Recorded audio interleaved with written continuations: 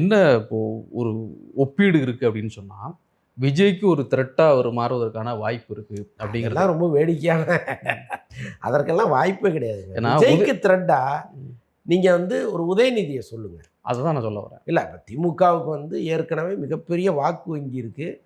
ஒரு ஒரு இளைஞர் சக்தின்னு சொல்லும் பொழுது உதயநிதி பின்னால் வருவதற்கு ஒரு பெரிய கூட்டம் இங்கே இருக்குது.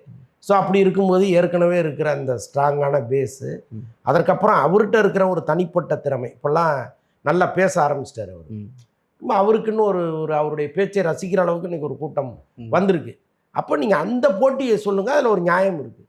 நீங்கள் அண்ணாமலையும் விஜயும் போட்டின்னு சொல்வதுங்கிறது ரொம்ப வேடிக்கை. அதை தான் சொல்கிறப்போ, அதாவது சார், இப்போ உதயநிதி சட்டப்பேரவையில் பேசுகின்ற பொழுது அங்கே அந்த இடத்துல எதிர்த்து பதில் சொல்ல முடியாத நிலையில் திரு விஜய் அவர் இருந்தார். அதுக்கப்புறமா போயிட்டு பெரிய அறிக்கையாக பதிவாக வருது.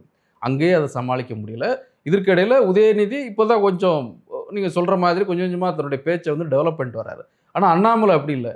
செய்தியாளர் சந்திப்பாகட்டும், மேடை பேச்சாகட்டும், பாயிண்ட் பை பாயிண்ட், அதில் உண்மை இருக்கா, நியாயம் இருக்கா, தரம் இருக்கா, அது அப்புறம். ஆனால் எல்லாவற்றையும் எதிர்கொள்ளக்கூடியவராக இருக்கிறாரு. திரு விஜய் அவர்கள் எதையுமே எதிர்கொள்ள தயாராக இல்லை. அவர் தனியாக பேசுகிறாரு, கூட்டங்களில் பேசுகிறாரு, இந்த அளவில் தான் இருக்காரே தவிர, இவர் இறங்கி அடிப்பதனால மக்களுக்கு இவர் மீது ஒரு நம்பிக்கை ஏற்படும். இவர் சொல்லக்கூடிய அந்த குற்றச்சாட்டுகளுக்கு விஜய் பதில் சொல்ல வேண்டிய ஒரு கட்டாய நிலைக்கு அவர் தள்ளப்படுவார். அது இன்னும் கொஞ்சம் காலங்கள் நடக்கும்னு சொல்கிறாங்க. இல்லைங்க, விஜய் மற்றும் பலர்னு கொஞ்சம் பேரை வச்சுருக்கிறார்ல, அந்த மற்றும் பலரில் ஒருவராக தான் அண்ணாமலை இருப்பாருங்கிறத நான் அழுத்தம் திருத்தமாக சொல்கிறேன். அப்புறம் இன்னொன்று, இப்போ நீங்கள் சொல்கிறது பேசுவது தான் ரொம்ப முக்கியம் அப்படின்னு நீங்கள் தொடர்ந்து சொல்கிறீங்க.